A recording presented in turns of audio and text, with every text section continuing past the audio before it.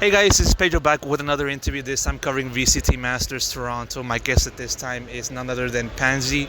She is a part of the broadcast crew covering this game for a good while and including this event specifically.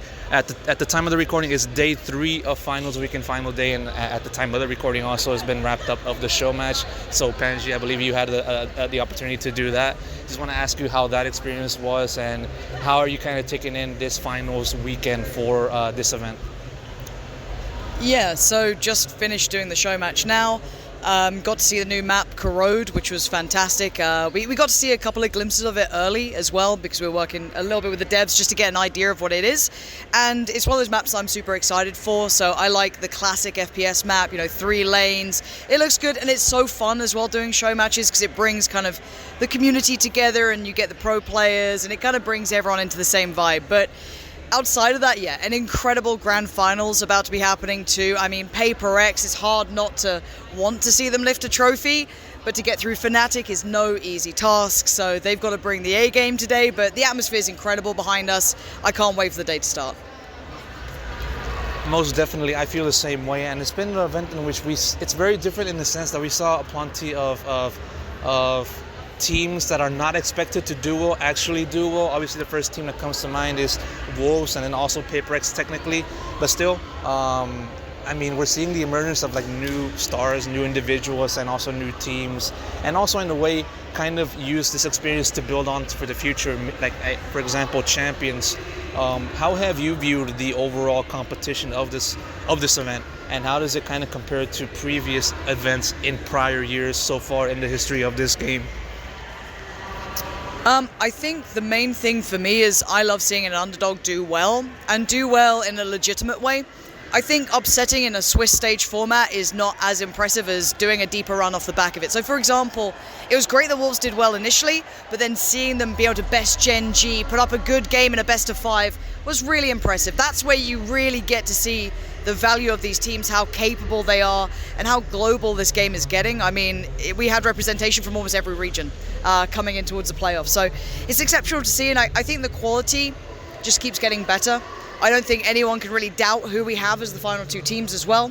And yeah, it sets up, hopefully, people like Wolves to carry on doing this sort of thing, right? Seeing how well they've done here, I want to see them back. I don't want it to be a one-off. I want to see it carry on and keep getting stronger. Again, seeing people from the CN region looking very competitive is an excellent sign. So for me, I'm super happy. It's been a great tournament. Oh, for sure. I mean, obviously, it's always good to see you, cover an event, whether it is Masters or Champions and all that stuff. And also, I want to pivot over to just sort of like, I believe it's a return of the hypoc duo in an international setting. Obviously, we had hypoc step away for his personal reasons, health reasons, and all that stuff. And so, in the meantime, you kind of had to work with different partners. I mean, something that comes to mind is Kakuka and others within the EMEA region. What's the feeling like for you to finally, reunite with hypoc? And has there been any difference from like how you guys have been working together as a duo in the past, and now, since his return?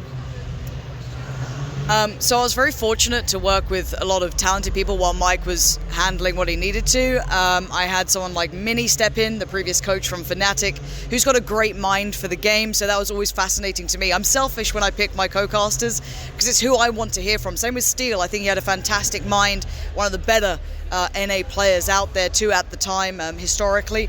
So for me, it was always great to get their thoughts, kind of see how they view the game.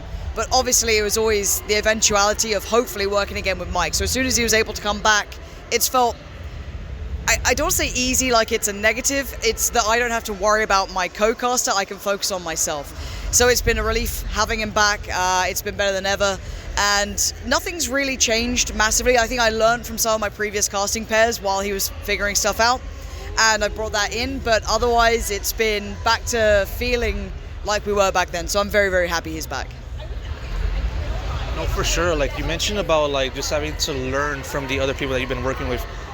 Exactly what has been the one thing that you felt like you had to learn the most, or also like difficult to learn, amidst this kind of like recalibration, technically, like quotation marks, if that's the appropriate way to say it. So how do you kind of look at the process of learning? I'd say some of the more difficult aspects, at least for me, was trying to make people comfortable on air who haven't been on air before. Again, you can never doubt Minnie's knowledge about Valorant, right? I mean, you can see in this final, the two teams he's currently been, previously coached and currently been involved with are in a grand finals at a Masters. But to be able to then deliver that information is very difficult. It's very different talking to a player than it is talking to the viewer, talking to a camera. So I think for me, it was trying to create comfort for him and create a good platform for him to grow into, for example. And I hope we get to keep him as on the talent side. So it's just being cognizant of those sort of aspects and trying to build them into the right way. So as I said, now back where I am currently with Mike, I don't have to be too worried about my co-caster. I can focus on myself a bit more now, and that always feels great. I mean, I want to ask now more so towards yourself, Pansy, given that this year marks the 5-year anniversary of this game of Valorant, and I feel like you've been doing this for literally from the jump, having to also move over from all the FPS titles and then having to build your own path, and in a lot of ways you're at a much higher level individually speaking now in your current game compared to back then. Obviously literal speaking, but also figuratively speaking as well, if that's the appropriate way to kind of describe it. How do you look back on your journey of just covering this game, and how impactful has it been for yourself as an individual in terms of your career, and also for your personality and your individuality as a whole? Yeah, finding Valorant when I did was pretty important to me, I guess, because again, I've casted a lot of FPS titles in the past, casted in arenas. I've been very fortunate with my career, but Valorant felt like the perfect opportunity to start fresh in a way and take all of that knowledge forward, right? Bring all that learned experience here and hit the ground running, but also then be confident with it, bring out my own personality with it, and not be afraid to be myself in that way. And I think Valorant gave me that chance, and not to be a kiss ass, but honestly Riot's been always super supportive of that. They've always been fantastic at being willing to trust in what I'm doing and mostly let me have free reign. So again, I would never be where I am now without Counter-Strike and all the previous games I've played, and I'm thankful I learned through probably one of the most talented games there is. I mean, the talent out there is outrageous, but I feel here in Valorant the timing was right for me to move into my own space and create something for myself. So it worked perfectly for me, and I'm so thankful. I'm gonna throw you a bit of a difficult question, just out of curiosity. What's your favorite match that you've casted, and why? Oh man, that is a hard question. Favorite match that I've casted? I'd say EG winning champs for me. I love an underdog story. I love that roster as well. Demon 1, this crazy upstart at the time. Potter, I've known her for years, and seeing her succeed on that stage was everything. So that feeling of that game, I don't think I'll ever forget. So that was incredible for me, and I'd say that would be the #1 game that I love casting. There's been loads, though. Optic against Loud during their back and forth was amazing. But yeah, the Champs Final probably takes it. I want to now ask you about moments, because the one moment that I feel like is my favorite from yourself and your casting is when you made up the there's a new King in Hill, it's Demon 1. I listened to that live and I was like, that's perfect. You must have thought that too, or maybe not. That's kind of how high level your casting is. So is there a moment that you kind of look back on, not just focusing on the entire match, but you kind of look back on that and say, yeah, I'm proud of that one? The Demon 1 was good fun, right? Because it brings in everything, right? It's not just that moment or just that match. It's kind of a historical thing, and it kind of celebrated that. There's been a few throughout time. I always liked when, I think it was when DRX lost, and it was something about, just tears in the rain for them. It was just another loss. That was before they were able to get their win, Stacks without his trophy.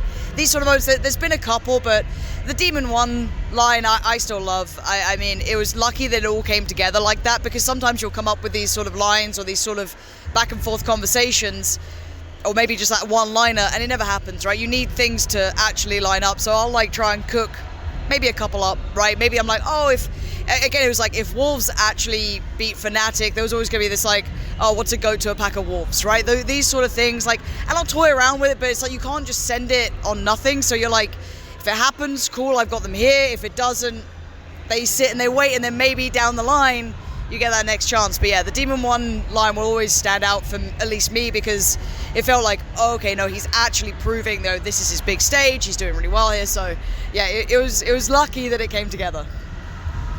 No, most definitely. One more question before I have to wrap this up, because I know we're getting low on time. I might get the pings or the thing to wrap up. Obviously, as I said many times, you've been doing this for a good while, and with the expectation, you might be doing this for a while longer. How much exactly? That's up to you. But still, like, if you have any piece of advice that you want to give to those that want to follow in your footsteps, following the same journey that you're in, what would you kind of like give to those upstarts? That is a hard question, because again, when I first started doing this, it was a very different landscape, a very different environment. So the same advice that I would have wanted myself wouldn't apply these days. But be hungrier than I am. Beat me at my own game. There's the bar. Beat me at it. Be more dedicated. Do more coverage. Make your own content. Co-stream everything. Build up your own brand and make it your own. And as I said, be more dedicated than me. If you can beat me at that, it should be yours. I'll champion you for it. So it's like, I think you've got to be hungry. You've got to be willing to work like a dog as well. Because like the starting in this is going to be long hours, probably no thanks, no reward. You are working through the trenches at that point. But if the eventual goal is there for you and you're that willing to go for it, don't stop. You know what I mean? It's that idea of just continuing to push, be more dedicated to the next person, because there's always someone hungrier than you coming up, right? I know that. I know I won't always be in this position. And the second I lose that sort of drive and hunger, I shouldn't be in this spot. So I want to see those next upcoming casters be as dedicated as I was and still am, and keep pushing. So just don't stop grinding, basically. That's it. I really do appreciate you giving me the time and the opportunity, and best of luck for the future.